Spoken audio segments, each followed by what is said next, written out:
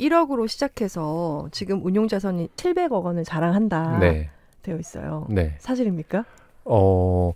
사실이 아니고 지금은 한 800억을 넘었는데 저희는 3년에 2배가 되는 주식을 찾는 게 목표예요. 네. 근데 그거를 이제 연환산으로 하면 26%거든요.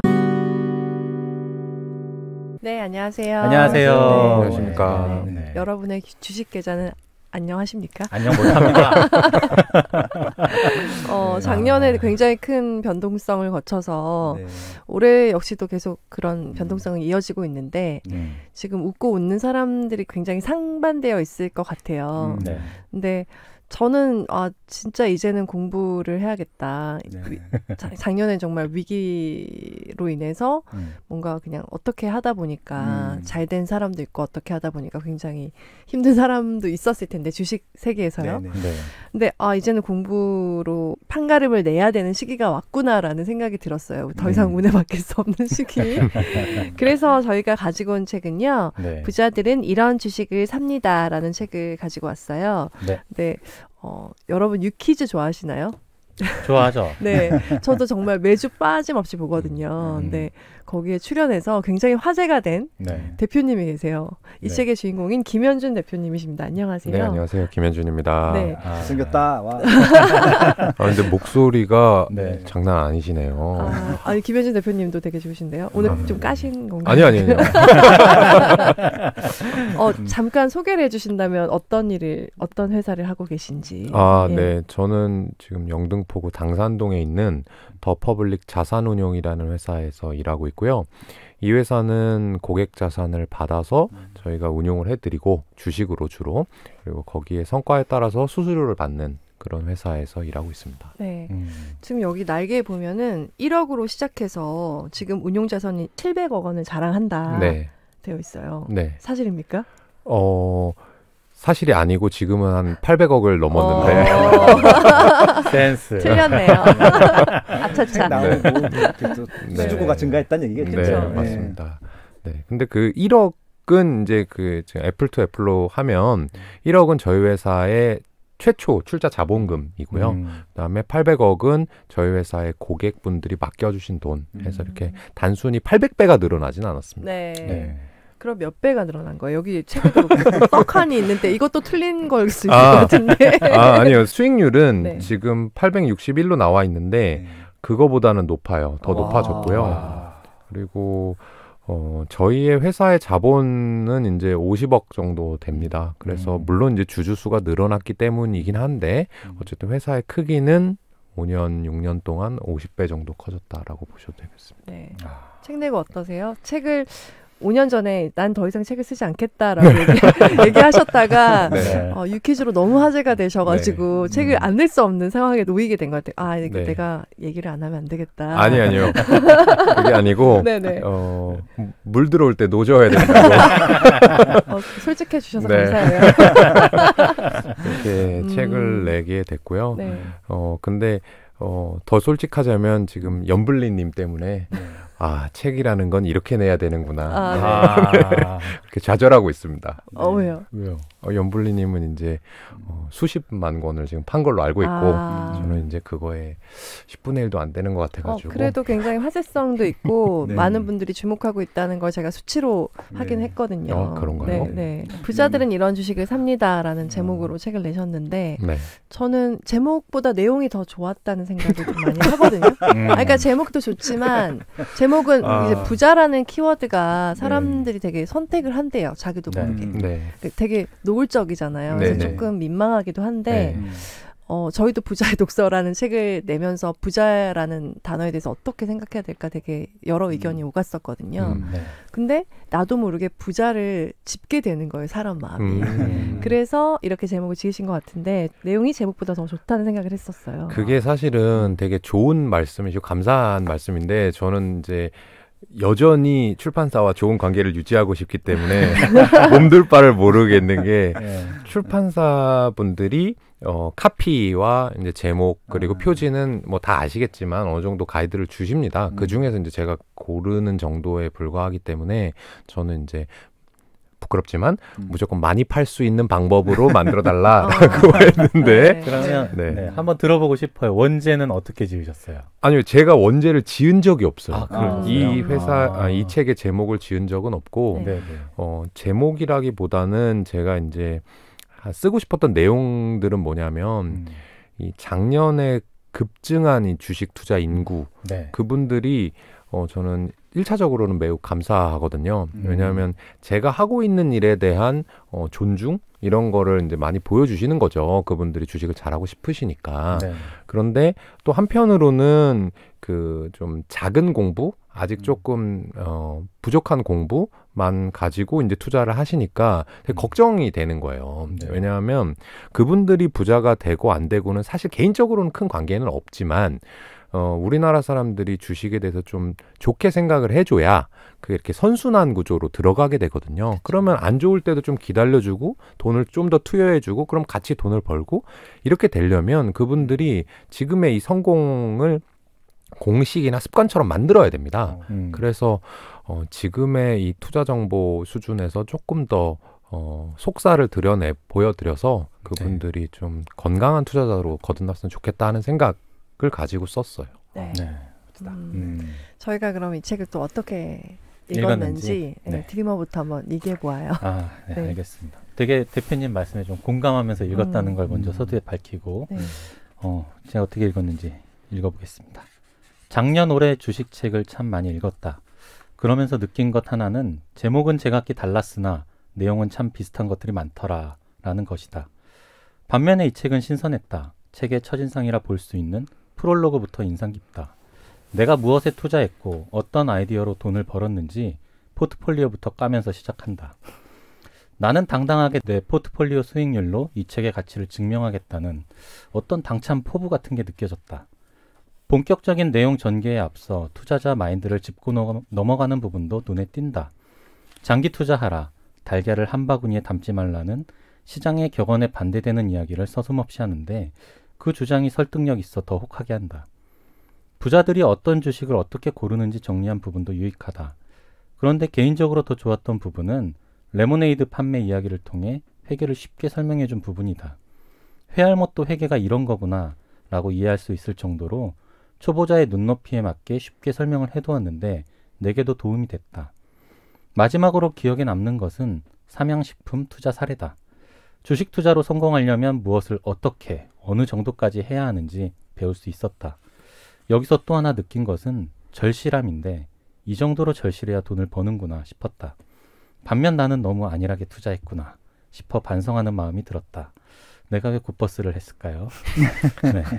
결론이다. 뻔한 주식 이야기에 질렸다면 부자들은 이런 주식을 삽니다를 읽어보시라. 네. 강추다. 네. 써봤습니다. 네. 저도 그 김현준 대표님을 유키즈에서 처음 뵀을 때 굉장히 묘한 매력이 있는 분이라는 생각을 했어요. 보통은 이런 그 금융업을 하시는 분들이 굉장히 바쁘잖아요. 정말 커피 한 잔을 마실 수 없을 정도로 막 넥타이를 막 풀면서 막 열렬히 막 뭔가를 막 차트를 읽고 이런 모습이 금융인이 아닌가라는 생각을 했는데 네. 굉장히 여유롭고 점심시간도 되게 길고 그런 모습 보면서 굉장히 인상적이고 매력적인 분이다라는 생각을 했는데 이분이 어떤 생각을 하고 계실까, 어떤 투자를 하고 계실까 되게 궁금했는데 책을 읽으면서 저 역시 정말 아니라는 투자를 했구나 이런 생각을 했어요. 그러니까 딱 10개만 투자를 하신대요. 근데 그 이유가 제일 좋은 거 10개를 하면 됐지 뭘 더 하냐. 그러니까 정말 자신 있는 거잖아요. 근데 저는 안전하게만 하려고 했던 거죠. 그러니까 여러분 삼성전자 사셔서 돈 되셨습니까? 그러니까 별로 안 되셨을 거예요. 특히 요즘에는. 그래서 좀 화제성도 많이 떨어진 것 같은데 망하진 않을 테니까 들어가자. 그런 아니란 생각들과 그래도 이 분야는 잘 될 것 같으니까 들어가자. 이런 식으로 저는 정말 대기업만 해왔었거든요. 근데 그 빨이 점점 떨어지고 있어요. 그래서 이렇게 하는구나. 그리고 이런 아이디어를 이렇게 푸는구나. 예를 들어서 배달 앱이 될 것 같다 했을 때 한국에선 도저히 투자할 곳이 없구나. 어떤 투자처가 없구나. 그러면 외국에 있을까? 찾아보고 뚫어보고 그런 좀 집념이나 아이디어를 해결하는 방법들도 너무 재밌었고요. 그러니까 내가 이 주식을 믿는다가 아니고 확신한다. 혹은 걸어보겠다라고 하기까지 어떤 검증을 거쳤는지에 대해서 되게 확실하게 배울 수 있어서 좋았고요. 정말 책이 쉽게 쓰여졌어요. 그러니까 이 매력이 좀 드러났다고 해야 되나?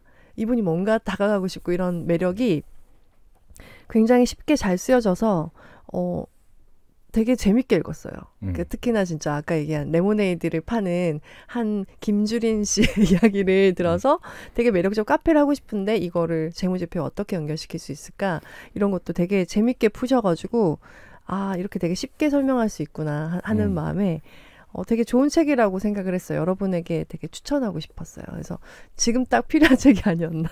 맞아요. 예, 그런 생각을 했습니다. 네. 빠숑님은? 네.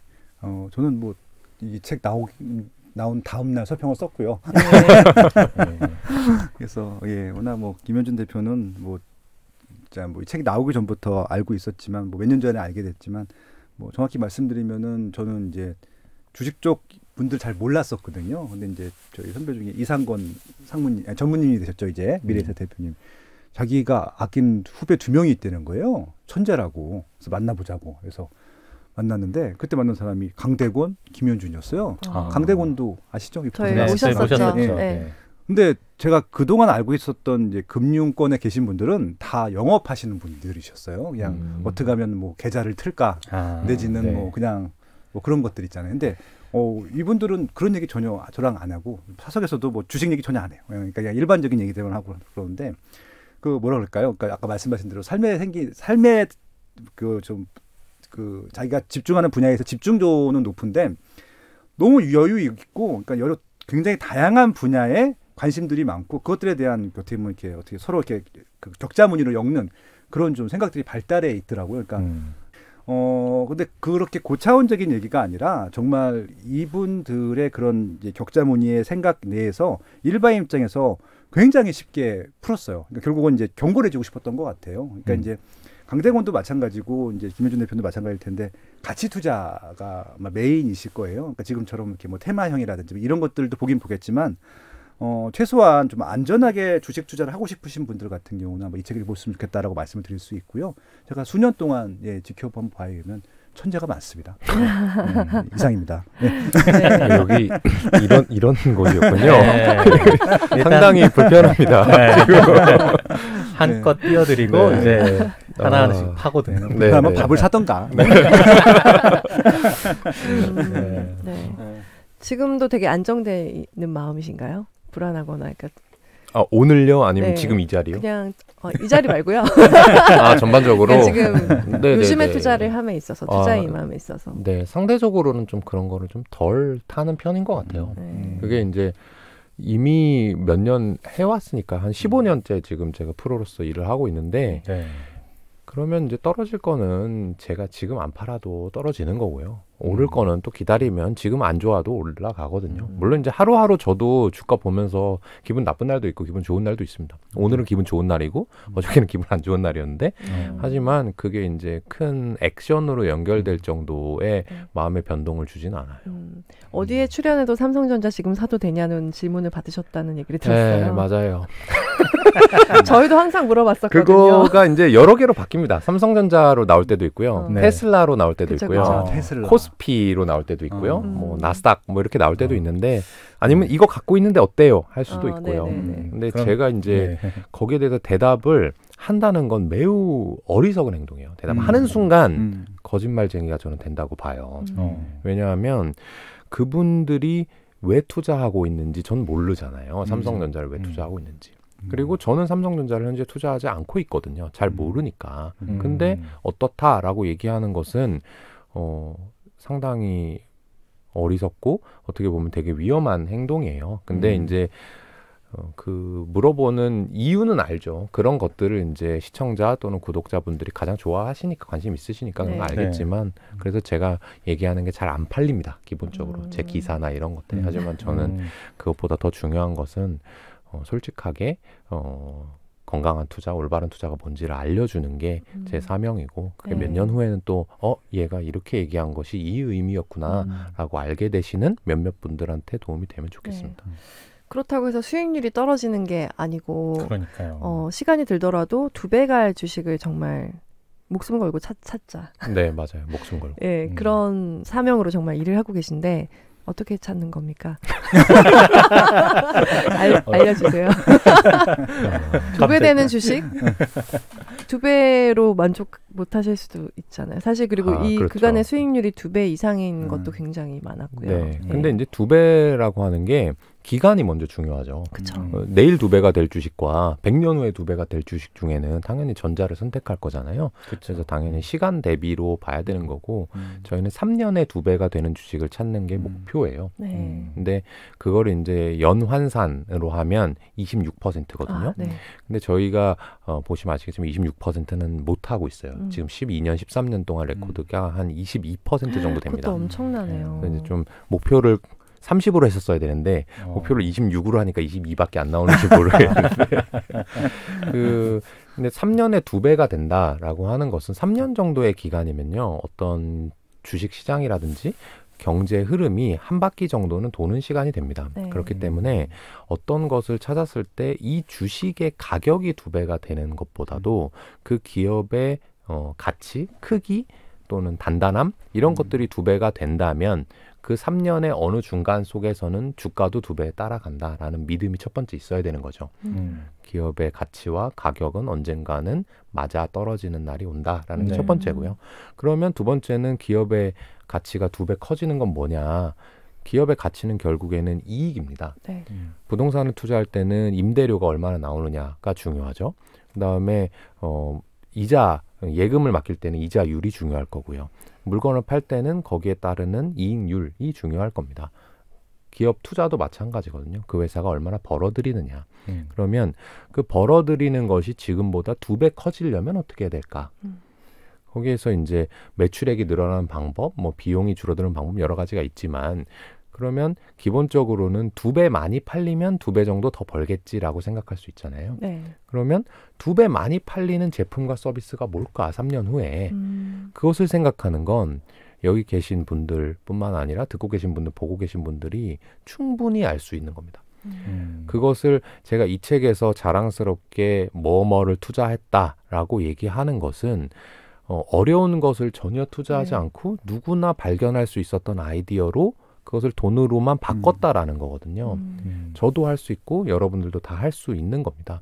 그다음 마지막 이제 레몬 카페 얘기 많이 해주셔서 너무 감사한데 그것을 숫자로 바꾸는 거죠. 내가 이거 많이 팔리는 것 같아. 요새 책을 많이 팔리는 것 같아. 유튜브를 많이 봐. 그럼 유튜브가 얼마 벌까? 유튜브라는 회사가. 그럼 유튜브라는 회사를 가지고 있는 구글 알파벳은 얼마 벌까를 계산할 줄 알아야 되잖아요. 네. 그리고 계산할 줄 알면 마지막으로는 그게 될 때까지 기다리기만 하면 됩니다. 네. 그래서 아주 간단한 이치인데 아주 쉽진 않은 것 같아요. 저희랑 이제 풀타임으로 대학생분들을 인턴으로 데려다 놓으면 한 6개월 정도 하면 깨우칩니다. 좀 들어가도 될까요? 무급으로. 언제나 저희는 뭐 나이, 학력, 경력 이런 거 전혀 신경 쓰지 않고 항상 무급입니다. 밥은 사드려요. 그래요? 근데 6개월이 지나면 말하자면 본인들이 걸어 다니고 낚시를 할 수 있는 것처럼 자신의 아이디어를 찾아 떠날 수가 있게 됩니다. 그런데 그게 말이 쉽지. 하루에 8시간씩 6개월을 어디에 시간을 투자하려는 사람들이 사실은 많기 어렵습니다. 그런데 이제 여기 보시는 분들, 들으시는 분들이 반추해봤으면 좋겠어요. 내가 과연 지금 이 많은 돈, 내 자산의 이만큼을 주식에 넣고 있는데 거기에 넣을 때까지 얼마나 공부를 했냐. 단 공부는 그냥 보는 거, 듣는 거, 읽는 걸로 끝나는 건 공부가 아닙니다. 그건 정보를 수집하는 거고 자기가 제가 말씀드렸던 투자 아이디어를 만들어내고 계산하고 그걸 기다리는 과정. 이 과정을 최소 8시간씩 6개월 했느냐. 그렇지 않다면 아직 투자하기에 적합지 않다. 그렇다면 맡겨라. 아니면 뭐 제가 저한테 맡기라는 얘기가 전혀 아니고 지금 하냐 또는 6개월 후에 하냐. 나는 하루에 2시간씩 밖에 못하니까 2년 후부터 하냐. 상관없어요. 나이가 아주 많으신 분들은 2, 3년이 길겠죠. 하지만 그분들은 그만큼 적극적으로 투자하실 필요가 없을 가능성이 높습니다. 젊은 분들은 투자할 시간이 충분히 있어요. 지금 투자해서 잃었어. 나 주식 앞으로 안 해.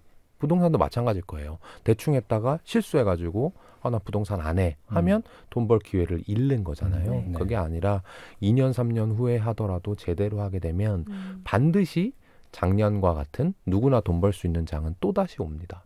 그때 버셔도 전혀 늦지 않아요. 100억을 가지나 1000억을 가지나 제가 100억을 가져본 적이 없고 1000억도 가져본 적이 없지만 아마 큰 차이 없을 거예요. 그러니까 그 100억을 가질 수 있는 방법을 아는 게 중요합니다. 네. 네. 그 말씀에 저도 되게 공감이 되고 공감을 하는데 요즘 되게 마음이 급한 것 같아요. 특히 그렇죠. 20대 분들, 30대 분들이 지난 좋은 시기 다 놓쳤다 생각하고 부동산은 너무 많이 올랐고 나는 직장 생활 얼마나 할지 아직 불안불안하고 네. 그런데 돈은 수중에 별로 없고 그러니까 너무 막 급해서 사실 저도 막 작년에 처음에 주식을 시작하면서 되게 이상한 곧버스 막 아니면 세배 막 SQ, 네. TQ 막 이런 것들을 자꾸 눈이 가더라고요. 저도 네, 모르게 수익이 막 크게 왔다 갔다 하니까 그런 식으로 좀 마음이 되게 막 조급해 있다 그런 생각이 되게 많이 네, 제가 들어요. 네. 그게 가장 큰 문제예요. 조급하다. 기대 수익률이 그러니까 높아지고 그러니까 무리를 하고 그러니까 실패를 하는 거죠. 실패를 하고 나면 역시 난 아니야. 나는 그냥 열심히 근로소득 해가지고 예금해야지. 그럼 이제 부자의 길을 놓치는 거죠. 근데 제가 이렇게 말씀을 드려보면 조급하지 않아도 된다는 걸 느낄 건데 제가 이제 취직한 게 2007년입니다. 네. 2007년부터 지금까지 펀드 매니저 생활을 계속 하고 있는데 주변에 수십억 이상 주식으로 버신 분들이 꽤 있어요. 근데 그 사람들이 그럼 2020년에 벌었냐? 그렇지 않아요. 그러면 리먼 사태 터지고 나서 반등하는 2009년에 벌었냐? 그렇지도 않아요. 2009년에 버신 분들도 있고요.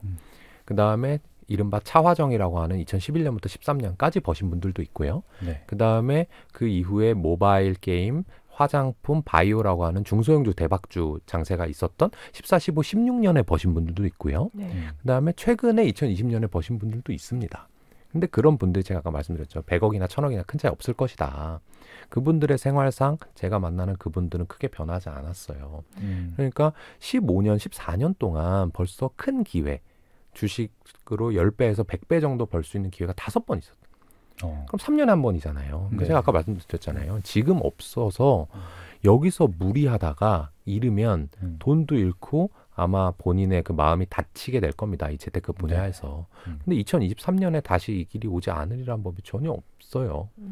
그리고 작년에 주가가 많이 올랐던 건 많이 떨어졌기 때문입니다. 네. 그렇게 떨어지는 것은 최근 기준으로 보면 한 2년에 한 번씩은 나와요. 코스피나 코스닥이 한 달에 한 20%씩 떨어지는 일이 2년에 한 번이니까 돌려 생각하면 2년에 한 번씩은 몇 배씩 벌 기회가 생긴다라는 겁니다. 네. 절대 조급해 하실 필요가 없어요. 네. 그래서 부자들은 정말 지키려고 하고 네. 그러니까 되게 작은 수수료나 아니면 원금을 잃는 거나 이런 것에 네. 대해서 굉장히 두려워하는데 젊은 분들이나 자산이 좀 적은 분들이 오히려 더 빨리 하기 위해서 엄청 맞아요. 무리하게 한다면서요. 네. 부자들은 어떻게 하나요? 진짜 부자들은. 진짜 부자들은 그러니까 2020년 코로나로 돌아가 보면 저희 고객분들 중에서도 뭐 주변 친구들도 있지만 아주 부자도 있고요. 그냥 적당한 자산가신데 많은 비중을 저희 회사한테 맡겨서 정말 많이 벌어주길 바라시는 분들도 있어요. 근데 양쪽을 비교를 해보면 진짜 부자들은 예를 들면 1000억이 있다고 해볼게요. 그럼 저희한테 한 10억 맡겨놨어요. 그럼 1%잖아요. 네. 그런 것들을 움직여도 사실 개인 자산에는 큰 의미가 없겠죠. 저희가 10% 벌어줘도 0.1% 버는 거니까 잃어도 마찬가지고.